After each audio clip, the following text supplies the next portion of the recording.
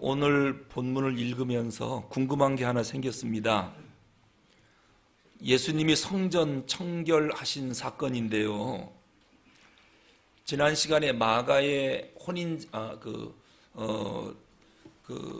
가나의 혼인잔치집에서 물로 포도주를 만든 기적 사건이 바로 앞에 나오고, 두 번째 사건이 성전 청결 사건으로 나오지 않습니까? 그런데 우리가 아는 것은 이 공간복음에서는 예수님이 나귀를 타시고 예루살렘에 들어가신 주일을 종려주일이라 하고, 종려주일 하면서 고난주간 첫째 날 월요일 날 예루살렘 성전에 들어가서 성전 청결한 사건이 있거든요. 그 사건하고 이 사건이 똑같은 사건인데, 왜 공간복음에서는 예수님 3년 사역의 마지막 한 주간, 고난주간에 월요일 날 했던 사건을 요한은 가나의 혼인잔치집에서 물로 포도주를 만든 사건, 첫 번째 사건 바로 뒤에다가 이 사건을 넣었을까? 그래서 잘못 생각하면 성전 청결 사건이 두 번 있었나 보다. 사역 초기하고 고난주간 첫날인 월요일 날 두 번째로 이렇게 성전 청소 사건이 두 번 하신 게 아닌가, 이런 생각을 꼭 하겠군이 만드는 그러한 편집입니다. 요한은 성경 요한복음을 기록할 때 시간적인 순서로 기록한 것이 아니라 의미의 비중을 더 크게 둔 것 같습니다. 그래서 이 성전 청결 사건을 공간복음처럼 시간적으로 배열하지 않고 그냥 앞에다가 땡겨서 이렇게 편집을 한 것입니다. 그렇게 사전에 알고 오늘 본문을 보면 되겠습니다. 이제 예수님이 13절, 14절에 예루살렘 성전에 들어가니까 거기에서 무슨 일이 있었느냐면요, 장사꾼들이 열심히 장사하고 있었습니다. 오늘도 교회에서 보면 성경이나 찬송가 또는 설교 테이프, 신앙 서적 또는 여전도의 물품이라든지 바자회, 이런 것을 간혹 할 때가 있습니다. 물론 성도들의 신앙을 돕고 경우에 따라서는 선교를 위해서 또는 성도들의 편리함을 위해서 좋은 목적으로 이런 물건들을 파는 경우가 간혹 있습니다. 그런데 만약에 이 교회 안에서 이런 것을 파는 것이 개인적인 이익을 위해서 판다면 그건 얘기는 달라집니다. 그러나 개인적 이익이라기보다는 성도들의 신앙생활의 편의를 돕기 위해서 성경이나 찬송이나 설교 테이프나 이런 것들을 갖다가 편의를 제공한다든지, 아니면 선교라고 하는 이러한 목적을 위해서 바자회를 한다든지 이런 경우는 많은 교회들이 하고 있습니다만은, 개인 이익을 위해서 물건을 파는 일은 교회는 바람직하지가 않다, 이런 생각을 합니다. 예수님 당시에도 지금 예루살렘 성전 안에 돈 바꾸는 사람들, 환전상들이죠, 또 소나 양을 파는 장사꾼들이 바글바글 대고 있었습니다. 성전 뜰 안에서 말입니다. 예루살렘 성전은 어떻게 지어졌느냐면요, 동편 쪽으로 문을 열고 들어가면 제일 먼저 성전 뜰이 나옵니다. 뜰이 꽤 넓습니다. 그 뜰에는 첫 번째 번제단이 있죠. 그리고 물두멍이 있습니다. 피로 씻고 물로 씻음의 과정입니다. 뜰을 지나 두 번째 들어가는 곳이 성소입니다. 성소는 알다시피 제일 먼저 떡상이 있습니다. 말씀의 공급을 받죠. 금 등대가 있습니다. 그 다음에 금 향로가 있습니다. 성도들의 기도, 예배, 찬송 드리는 곳입니다. 거기서는 말씀을 공급받는 곳, 공급의 단계가 성소에서 이루어지고, 그 다음에 휘장을 열고 들어가면 뭐가 있느냐면 지성소가 있습니다. 지성소에는 속죄판이 있고 천사의 그룹이 있고, 그리고 그 안에 법궤가 있습니다. 거기에서 뭐가 이루어지느냐? 하나님과 교통이 이루어지는 곳입니다. 특히 그 법궤 안에는 뭐가 들어있습니까? 만나가 있고 아론의 지팡이가 있고 그 다음에 십계명 두 돌판이 그 법궤 속에 들어 있습니다. 이것이 예루살렘 성전의 구조도입니다. 그런데 지금 동편 문을 열고 들어가면 제일 먼저 넓은 성전 뜰이 나오는데 이 성전 마당에 장사꾼들이 바글바글 하는 겁니다. 아니 어찌 이런 일이 생겼죠? 하나님 앞에 제사를 드리려면 반드시 제물이 필요합니다. 제물로 바칠 때 먼저 돈으로 헌금하는 사람들은 그 당시 밖에서는 로마 화폐를 썼거든요. 로마 화폐는 우리가 아는 것처럼 달란트입니다. 그런데 성전에 들어와서 예배 드릴 때 헌금을 할 때 그때 돈은 히브리 사람들이 쓰는 돈인 세겔을 바쳐야 됩니다. 평상시 생활할 때는 달란트라고 하는 돈을 쓰다가 예배할 때 헌금을 낼 때는 세겔로 내야 되니까 교회 올 때는 돈을 바꿔 갖고 와야 되겠죠. 주로 돈을 어디서 환전하느냐면 시장에서 주로 환전을 했거든요.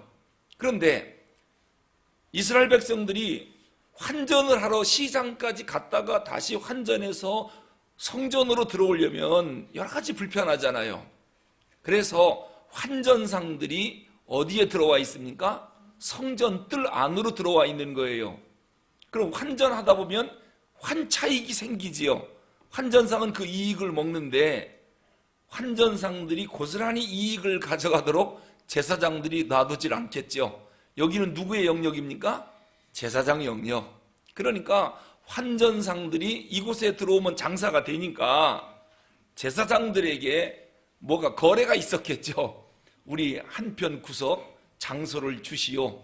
그러면 이익의 몇 %를 제사장에게 드리겠습니다. 이러다 보니까 여기가 하나의 이익이 되는 겁니다. 이 환전상들이요. 그리고 또 하나는 제사를 드릴 때 제물이 꼭 필요하잖아요. 번제단에서 번제 제물을 바치는데 소를 바치는 경우도 있고 양이나 염소를 바치는 경우도 있고 좀 가난한 사람은 비둘기를 바치는 경우가 있거든요. 어쨌든 제사를 드리러 올 때 제물 없이는 제사가 안 되거든요. 그래서 신분에 따라 또는 자기의 그 재물에 따라 재산에 따라 제물의 양이 달라지는데 집에서 제물을 드릴 때 소와 또는 양이나 염소나 비둘기를 형편에 따라서 들고 오는데 집에서 흠도 티도 없이 잘 길렀다가 6월절 날 그 제물을 끌고 와야 되거든요. 소도 끌고 오고 양이나 염소도 끌고 오고. 근데 먼 지방이나 뭐 한 달이고 두 달이고 걸어서 와야 되니까 오다 보면 제물들이 병도 들기도 하고 처음에 출발할 때는 흠도 티도 없이 끌고 왔는데 중간에 다친다든지 상처가 생긴다든지 그럼 제물로서 불합격입니다. 제물의 합격 여부를 가리는 사람이 누구냐면 제사장들입니다. 성전 입구에 앉아서 제물을 들고 올 때 합격, 불합격을 먹이는 사람들이 제사장이란 말입니다. 처음에는 아주 온전한 제물을 갖고 왔는데 성전까지 오다가 중간에 상처가 생기니까 불합격 맞아요. 그러면 제물을 시장에 가서 다시 사와야 됩니다. 그러니까 그런 불편을 덜기 위해서 소나 양이나 염소, 비둘기를 파는 장사꾼들이 성전 뜰까지 들어오는 겁니다. 이 짐승들을 갖고요. 근데 역시 거기는 누구 영역이라고요? 제사장의 영역이에요. 그러니까 마음대로 들어갈 수가 없죠. 소 한 마리 팔면 이익이 얼마 남는데 거기에 몇 %를 제사장에게 드리겠습니다. 그러다 보니까 이제 장사꾼들이 성전 뜰 안에 들어와서 소도 팔고 양도 염소도 비둘기도 팔고 있는 겁니다. 그러다 보니까 뭐 양 우는 소리에 또 소가 우는 소리에 또 그들이 오물을 쏟아내잖아요. 이런 냄새에 예루살렘 성전 안이 완전히 돛대기 시장이 된 겁니다. 하지만 그냥 놔둘까요? 이권이 발생하니까 6월절 절기 한번 치르고 나면 돈이 많이 생기거든요. 근데 나중에는 제사장들이 제물을 합격이냐 불합격이냐 이 판단 기준이 뭐냐면 이 제물을 어디서 갖고 왔느냐, 시골 집에서 잘 길러서 갖고 왔습니다. 아무리 흠이 없어도 제사장들이 불합격 때려요. 그럼 어디 가서 사야 됩니까? 제사장이 거래하고 있는 지점에 가서 짐승을 사갖고 와야 돼요. 그러면은 좀 흠이 있어도 병들었어도 무조건 합격을 때립니다. 그러니까 이제 사람들은 어떻게 재물을 갖고 옵니까? 집에서 갖고 오는 게 아니라 돈만 들고 와서 성전 뜰에 있는 제사장 거래처에 가서 짐승을 사오면 되는 거지요. 이러다 보니까 이제는 제사장들이 하나님 앞에 온전한 제물로 제사 드리는 데 관심이 있는 게 아니라 돈 버는 데 관심이 있는 겁니다. 돈만 버는 데에. 이러니까 막 제물들은 막 번제단에서 불을 태워 냄새가 하늘로 올라가는데 마음은 하나님께 가 있지 않고 오직 이권에만 신경을 쓰고 있는 것이지요. 이게 무슨 하나님이 받을 만한 온전한 제사가 되겠습니까? 특히 여기에 이상한 함수 관계가 하나 생겼는데 그게 뭐냐면 내용이 빈약할수록 재물이 커지더라는 거예요. 죄를 많이 지은 사람일수록 재물이 커지더라는 거예요. 재물만 커지면 하나님이 용서하시겠지. 이상한 생각이 들어서 그러한 제사를 드리더라는 겁니다. 우리가 선물을 누군가에게 줄 때요, 정말 마음을 다해서 선물을 주는 경우도 있지만은 어떤 때는 뇌물적 의미로 선물을 주는 경우가 있거든요. 그때는 선물이 훨씬 커져요. 제가 학교에 있을 때 국가가 법으로 뭐를 금지시켰느냐? 촌지 받는 것을 금지시켰어요. 그러면 촌지 받으면 안 되잖아요. 그런데 이제는 촌지가 커져요. 왜? 위험수당이 있거든요. 이거 걸리면 교직을 뺏깁니다. 제명당합니다. 그러면은 우리 딸 무남동네 외동딸인데 선생님 잘 좀 봐주십시오. 옛날에는 조그마한 촌지를 갖고 왔는데 이제는 목숨 걸고 받아야 돼요. 걸리면은 교직을 잃어버리기 때문에 대단히 촌지가 커집니다. 이 뇌물이 커지는 거죠. 자, 그러면 이게 선물입니까? 뇌물입니까? 뇌물이지요. 그러면은 기쁜 마음으로 주겠습니까? 아니면 안 줄 수 없어 억지로 갖고 옵니까? 억지로 갖고 오죠. 이런 건 선물이 아니라 뇌물이니까 받으면 안 됩니다. 그런데 이게 안 받아야 되는데 이게 점점 단위가 커지는 거지요. 이게 학교 안에 아주 비리죠. 이런 것들이.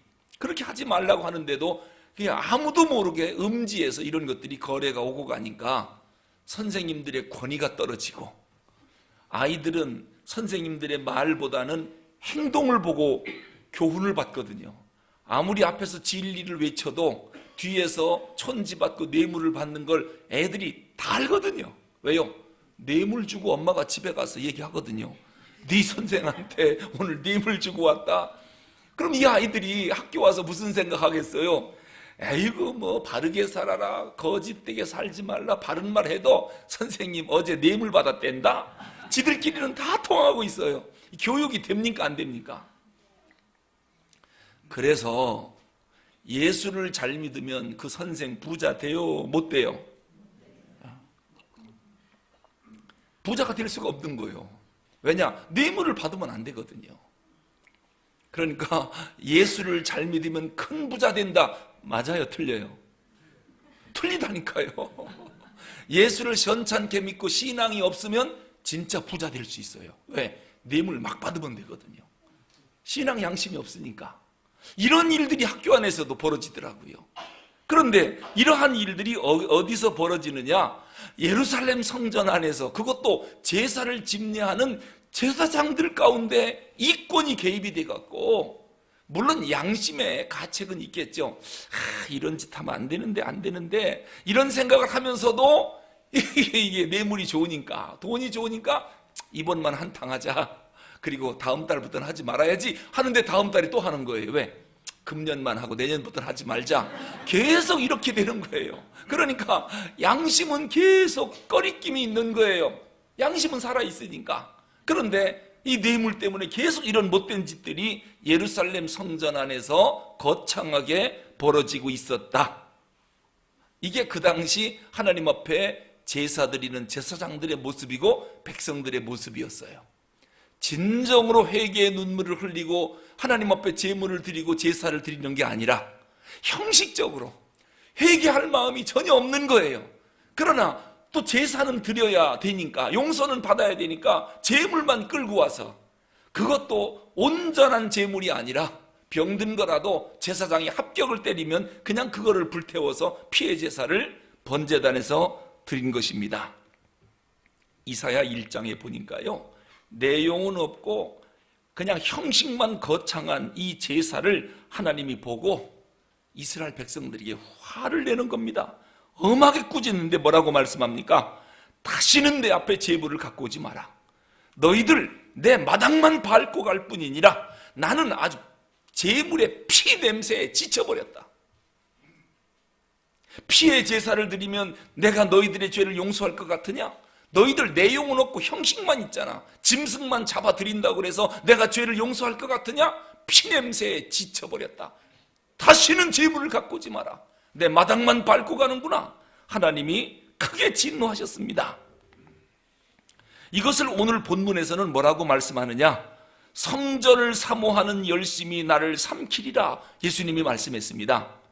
이게 무슨 말씀이냐면, 이스라엘 백성들이 하나님을 사모하는 마음, 그것을 이용해서 제사장들이 이권에 개입돼서 온전한 제사를 드리지 않는구나, 그 말입니다. 그걸 지적하는 것입니다. 이스라엘 백성들은 성전을 사모하며 제사를 드렸습니다. 왜냐하면 그들에게 소망과 희망은 오직 그거밖에 없거든요. 자, 나라는 뺏겼죠. 신앙의 자유가 없지요. 또 민족적으로는 완전히 억눌려 있지요. 그들이 위로받을 수 있는 유일한 길은 하나님 앞에 나와 제사를 드리며 눈물 흘리며 살려달라고 애원하는 그 길밖에 없는 것입니다.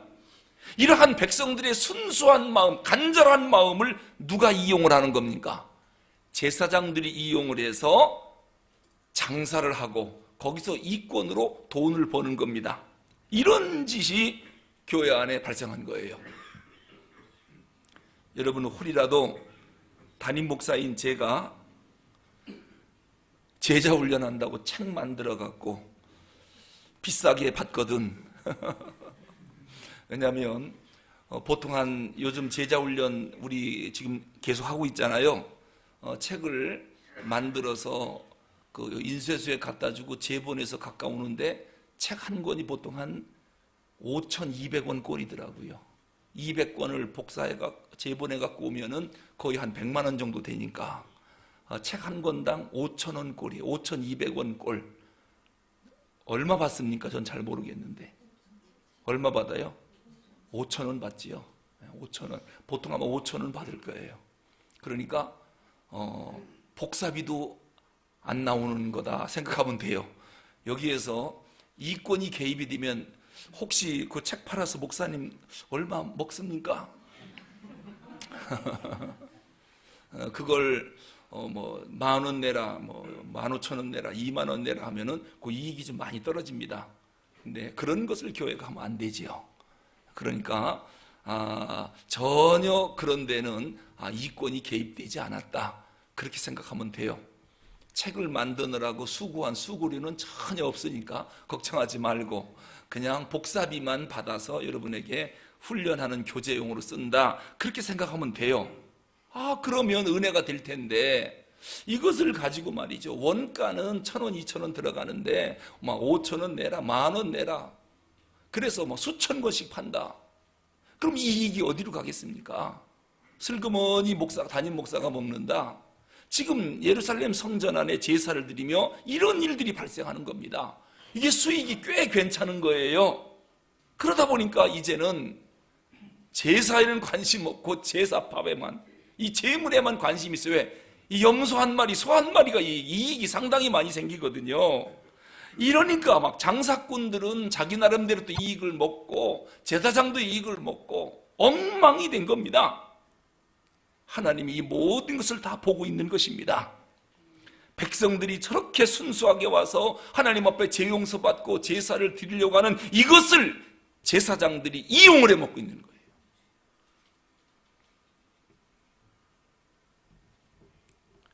그러니까 예수님이 성전에 예배를 드리러 왔다가 무슨 꼴을 본 겁니까? 그 꼴을 본 거예요. 그 꼴을. 그러니 예수님이 가만히 있겠습니까?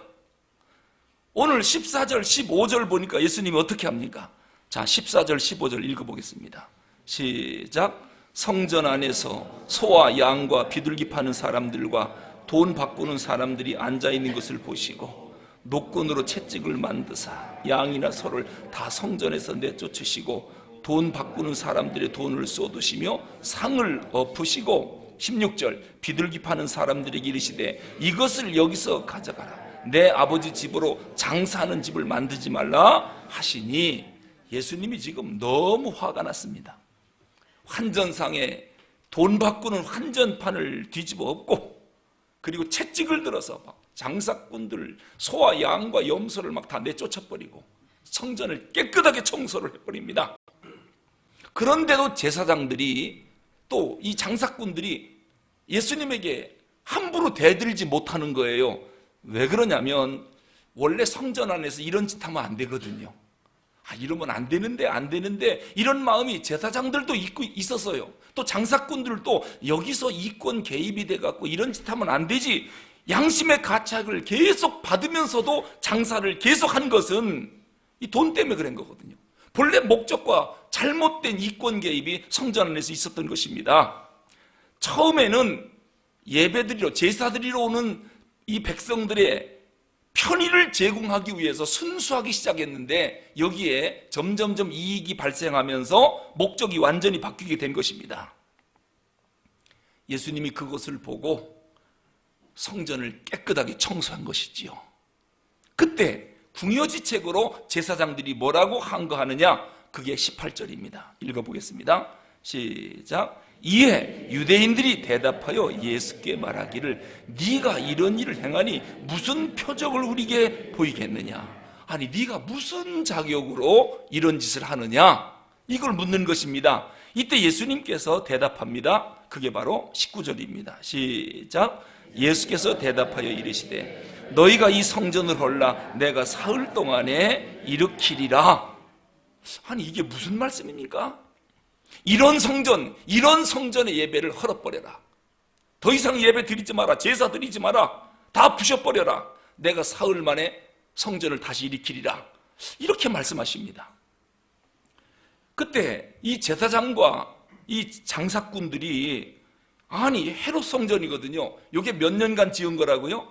46년 동안 지은 큰 건물이에요. 이것을 예수님이 부셔버리라는 겁니다. 하나님 앞에 제사드리고 예배드리는 이 거룩한 성전을 이런 거 필요 없대요. 부셔버리래요. 여기서 드리는 예배를 하나님이 받는다는 거예요? 안 받는다는 거예요? 형식만 있고 내용이 없는 이권만 개입되지 진정으로 예배드리지 않는 이런 예배, 이런 성전 헐어버리라는 겁니다. 여러분 오늘 하나님 앞에 무슨 마음으로 예배에 나오셨습니까? 예수님이 우리가 드리는 이 예배를 보고 집어쳐라. 성전 헐어버려라. 여기서 드리는 예배 내가 받을 수가 없다. 그런다면 오늘 우리는 헛예배를 드리는 겁니다. 정말 오늘 드리는 찬송과 우리의 기도와 이 예배를 하나님이 참으로 감격스럽다. 너희들이 이렇게 참회의 눈물을 흘리며 나한테 예배를 드리는구나 하고 하나님이 감격스럽게 우리 예배를 기쁘게 받으실 거냐? 아니면 형식적이고 가증스러운 이런 예배, 참회의 눈물이 없는 진정한 감사와 감격이 없는 이런 예배를 드린다면 예수님 뭐라고 말씀하실까요? 너희들 찬송 소리 듣기 싫다. 기도 소리 듣기 싫다. 성전 문 닫아라. 여러분 이런 평가를 받으면 그 예배 드리면 뭐합니까? 예배 드릴 때마다 우리는 늘 이것을 생각해야 됩니다. 그러면서 예수님 뭐라고 말씀합니까? 사흘 만에 내가 다시 짓겠다. 이 말이 무슨 말인지 제사장들이 또 장사꾼들이 알 리가 없습니다. 이때 사도 요한이 이게 무슨 말씀인지 해석을 해 주십니다. 뭐라고 해석합니까? 이건 예수님이 당신 자신의 육체를 가리키는 말씀이다 라고 하면서 십자가에 돌아가시고 3일 만에 부활하실 것을 의미하는 말씀이다 라고 요한이 해석을 해줘요. 신학적으로 정확히 해석을 한 거예요. 지금 이 백성들이 성전에 와서 제물을 드리고 예배를 드리는 것, 제사를 드리는 것은 죄 용서받고 하나님 만나려고 그런 거 하는 거거든요. 그런데 지금 형식만 있지 내용이 없으니까 제사를 드려도 죄 용서가 안 이루어지고 하나님도 못 만나고 가는 거예요. 이런 예배는 필요 없다는 겁니다. 이런 성전은 집어치라는 거예요. 부셔버리라는 겁니다. 이제부터는 너희들이 죄 용서 안 받고 하나님을 만나는 방법이 어디에 있느냐? 내가 십자가에 죽을 것이다. 이런 방법으로 하지 말고 내가 3일 만에 부활할 텐데 십자가의 공로로 부활의 능력으로 너희들이 죄 용서받고 이제부터 하나님을 만날 것이다. 그것을 예수님께서 알려주시는 것입니다. 이런 가증스러운 성전 제사 갖고 하나님 만날 수도 없고 이런 방법으로 짐승 죽는다고 그래서 죄 용서받는 게 아니다. 이런 거 다 부셔버리고 이제 내가 십자가에 죽을 것이다. 그리고 부활할 거다. 예수님의 보배로운 피로 죄 용서함 받을 것이고 부활의 능력으로 너희들이 하나님을 만나게 될 것이다. 이것을 우리에게 알려주시는 것입니다. 고린도전서 3장 16절에 보면요, 우리가 예배를 드려도 예배 속에서 하나님을 만나지 못하면 우리 보고 그랬거든요. 너희가 하나님의 성전이다. 바울이 이야기한 겁니다. 너희가 하나님의 성전이다. 이제 이 몸으로 하나님께 예배하고 여기에 하나님이 계셔야 하고 하나님을 만나는 일이 있어야 되는데 우리가 예배를 드려도 내 몸이 하나님의 성전이 되지 못하고 하나님을 만나지 못하는 예배를 계속 드린다면 그런 예배, 그런 성전은 의미 없다는 것입니다. 우리가 하나님 앞에 나와 예배 드릴 때요, 하나님을 만나는 곳이 지성소거든요. 우리가 성전 뜰에만 앉아있다 가면 안 되고 성소에 들어가 분향하고 예배 찬양하고 지성소에 들어가서 하나님을 만나는 그 인격적인 영의 교통이 있어야 이게 예배가 되는 거거든요. 즉 몸과 혼과 영이 있는데 내 영이 하나님을 만나지 못하고 예배드리고 그냥 간다면 그런 예배는 의미 없다는 것입니다. 그러니까 오늘 여러분이 하나님 앞에 예배드릴 때 몸만 나와서도 안 돼요. 혼과 영을 다해서 하나님을 만나고 가야 한다. 영적인 교통이 예배 중에 있어야 이것이 신령과 진정으로 드리는 예배고 하나님이 기뻐 받으시는 예배라는 것입니다. 그렇게 예배 안 드리려면 그런 성전, 그런 예배 헐어버리랍니다. 그냥 외식적이고 장사꾼들이 하는 성전이고 자기 공로나 자기 의만 내세우려고 하는 이러한 예배는 안 된다는 겁니다. 자기 이익을 추구하려고 하는 예배, 이것도 안 된답니다. 오히려 하나님 앞에 나의 생명과 나의 모든 것을 주님 받으십시오. 하나님 앞에 바치는 그러한 자세로 예배를 드려야 하나님이 그 예배를 받으시겠다는 겁니다. 우리가 예배를 영어로 워십 서비스라고 그래요. 그러니까 우리가 예배를 드리러 주님 앞에 나올 때 오늘은 내가 예배 드려서 꼭 이 복을 받아갖고 가야 되겠다. 내가 이거 응답받고 가야지. 이거 해결하고 가야지. 내가 꼭 무언가 얻어갖고 가야지. 이런 마음으로 온다면 워십 서비스라고 하는 말에 위배되는 말이에요. 네, 고맙습니다. 저만 덥나요? 여러분들은 안 더워요? 그 말씀을 전하다 보면 막 이게 속에서 막 열이 나니까 땀이 나는 거예요. 영어를 워십 서비스라고 하는데 이 서비스가 뭡니까? 봉사하는 거죠. 드리는 거죠. 이거 하려고 우리가 오는 거거든요. 하나님 앞에 찬송 올려드리려고 온 거예요. 또 기도를 올리려고 온 거, 하나님께 드리려고 온 거거든요. 하나님께 영광을 돌리려고 오늘 이 밤에 우리가 나온 거지, 내가 오늘 예배를 통해서 뭔가를 가져가겠다, 받아가겠다, 그러려고 오는 게 아니거든요. 하나님께 영광과 감사를 드리려고 예배를 드리는 건데 장사꾼들은 성전에 와서 뭘 가져갔습니까? 이권을 챙겨서 가져가는 거예요. 그러니까 이 사람들은 제사장도 제사를 집례하면서 하나님 앞에 영광을 돌리려고 제사를 드리는 게 아니라 짐승 한 마리 두 마리 죽으면서 이익이 생기는 거예요. 흠이 있건 말건 상관없어요. 이익만 생기면 되니까 병들어도 상관없어요. 자기에게 이권이 생기니까 그냥 막 하나님 앞에 바치는 겁니다. 그리고 하나님이 예배 받았다는 겁니다. 이런 짓을 예루살렘 성전에서 하고 있으니까 예수님이 뒤집어 엎는 것이지요. 이런 예배 집어치라는 겁니다. 보기도 싫고 듣기도 싫고 그런 기도는 듣기도 싫고 그런 찬양하지 말랍니다. 그런 예배 드리지 말랍니다.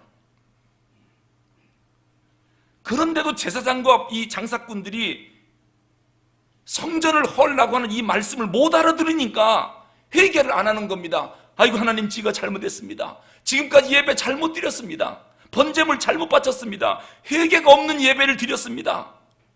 그리고 빨리 회개하고 돌아와야 되는데 이 백성들이 회개할 줄을 모릅니다. 못 알아듣습니다. 결국 예수님이 이 말씀을 하신 지 40년 후에 AD 70년입니다. 하나님이 심판의 칼날을 들지요.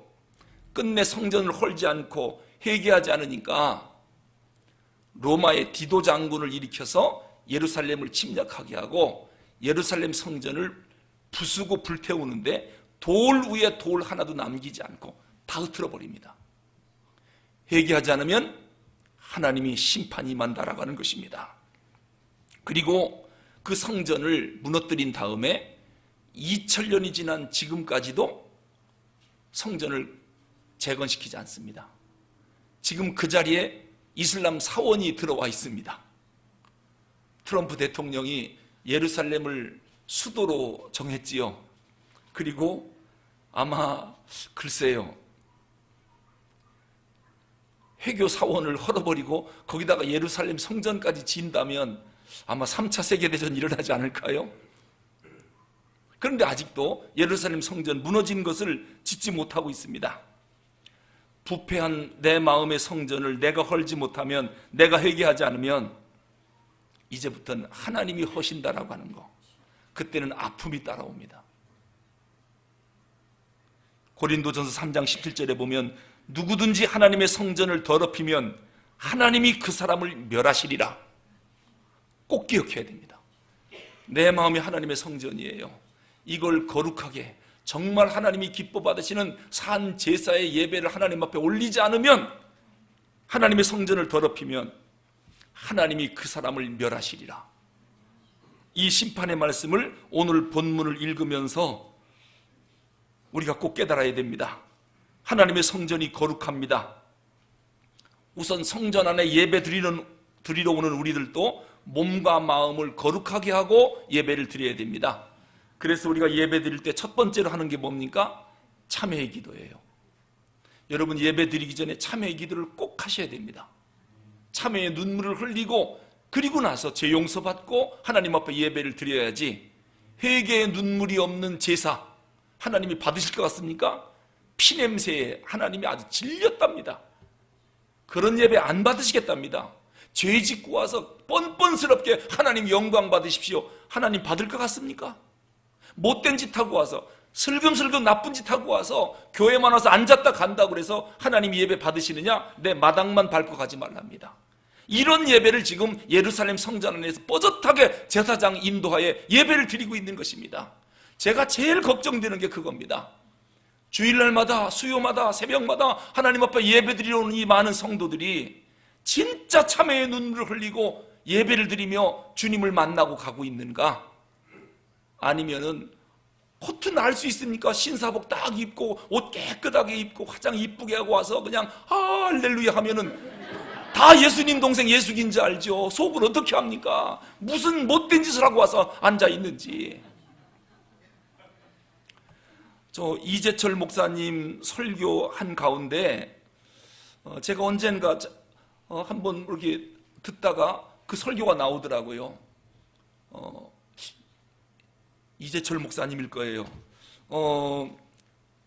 그 설교가 뭐냐면은 어떤 분이 그 목사님에게 편지를 썼어요. 어떤 부인이 그 목사님이 강대에서 읽어주더라고요. 그 편지를 뭐라고 읽어줬냐면은 지금 저희 남편이 딴 여자랑 이 예배실에 예배 드리려고 둘이 앉아 있습니다. 그러면서 막 가슴 아픈 편지를 목사님에게 쓴 거예요. 이 예배를 하나님이 받으시겠습니까? 이 예배를, 이 공동체 안에 지금 우리 남편이 딴 여자랑 지금 예배 드린다고 둘이 앉아 있는데 나는 지금 가슴에 피가 납니다. 하나님 앞에 예배 드리면서. 그러면서 이재철 목사님이 막 피를 토하면서 설교를 하시더라고요. 그런 예배를 드리러 온 사람 때문에 이 예배가 더러워졌다는 거예요. 그래서 이 하나님이 이 성전을 헐어버리고 무너뜨리려고 한다는 거예요. 그러면서 막 혼내는 그러한 설교를 하시는 것을 제가 들은 적이 있어요. 이게 오늘 우리 교인들 중에도 그런 분이 없지 않을까? 사기치고 누군가 지금 고통스러워하는 데 와서 사기꾼이 하나님 영광 받으시라고 그냥 깨꼬리처럼 예배드리고 막 주여 삼창하고 기도하고, 그런데 알고 보면 사기치고 온 거예요. 그래서 누군가는 지금 고통 속에 죽어가고 있는데 거룩한 모습으로 예배를 드리고 있다든지, 슬그머니 죄 짓고 와서 회개도 안 하고 예배를 드리고 있다, 이런 예배를 하나님이 받으시겠느냐? 부패한 내 마음의 성전을 헐지 못하고 이렇게 와서 하나님 앞에 예배 드리면, 누구든지 하나님의 성전을 더럽히면 하나님이 그 사람을 멸하시리라. 그 성전을 헐어버리겠다는 겁니다. 그러므로 하나님의 성전에 들어오는 사람은 성전이 거룩하기 때문에 너희도 거룩해야 된다는 겁니다. 거룩하지 못하면 참회의 눈물을 흘리고 회개하고 거룩한 성전에 들어오라는 거예요. 그래서 성전 문을 열고, 예루살렘 성전 문을 열면 맨 첫 번째 뭐가 있습니까? 번제단이 있습니다. 번제단. 번제단에서 뭐 하죠? 피로 씻어야 됩니다. 어린 양을 잡아 피 흘리게 하고 거기서 씻음 받은 다음에 두 번째 가는 데가 어디죠? 물두멍을 갑니다. 성전뜰에 물두멍. 여기를 거치지 않으면 성소 안에 못 들어갑니다. 성소 안에 떡상, 그 말씀 먹는 거거든요. 여러분, 설교 들으러 오려면은 예수님 피로 씻고 물로 씻어야 돼요. 씻음의 단계에 거쳐야 공급의 단계에 와서 말씀을 먹는 겁니다. 씻지도 않고 피로 씻지도 않고 물로 씻지도 않고 어떻게 말씀을 들으러 떡상 안으로 성소 안에 들어올 수 있습니까? 분향단이 뭡니까? 기도하는 데예요. 찬양 예배 드리는 데예요. 어떻게 피로 물로 씻지 않고 회개하지 않고 어떻게 와서 찬양을 하고 어떻게 하나님 앞에 말씀을 듣습니까? 이런 예배를 예루살렘 성전에서 계속 드리니까 주님께서 다 뒤집어 엎은 겁니다. 그리고 성전 헐어버려라, 부셔버려라, 내가 3일 만에 다시 짓겠다, 이거 다시 해야지 안 되겠다는 겁니다. 거룩한 마음, 깨끗한 마음, 섬기는 마음을 가지고 예배드리러 주님 앞에 들어와야 됩니다. 그래야 예배 1시간을 드려도 누구를 만나요? 하나님을 만날 수 있어요. 그래야 지성소에 들어가서 거룩하신 하나님과 영이 교통이 될 수 있고, 그런 교통이 일어나면 예배 현장에서 기적이 일어납니다. 안진뱅이가 일어나고 병자가 낫고 암이 떠나가고. 왜요? 영광의 하나님을 만나니 더러운 죄악의 찌꺼기들이 거기서 물러가는 것입니다. 하나님과 교통이 이루어지면은 거기서 기적이 일어나는 것입니다. 이러한 영화로운 예배를 하나님 앞에 드려야 하는데 오늘 그런 예배를 드리지 못하니까 예수님이 성전 청소를 하는 것입니다. 이것이 무슨 의미인지 우리가 마음에 깊이 새길 수 있기를 바랍니다. 기도하겠습니다.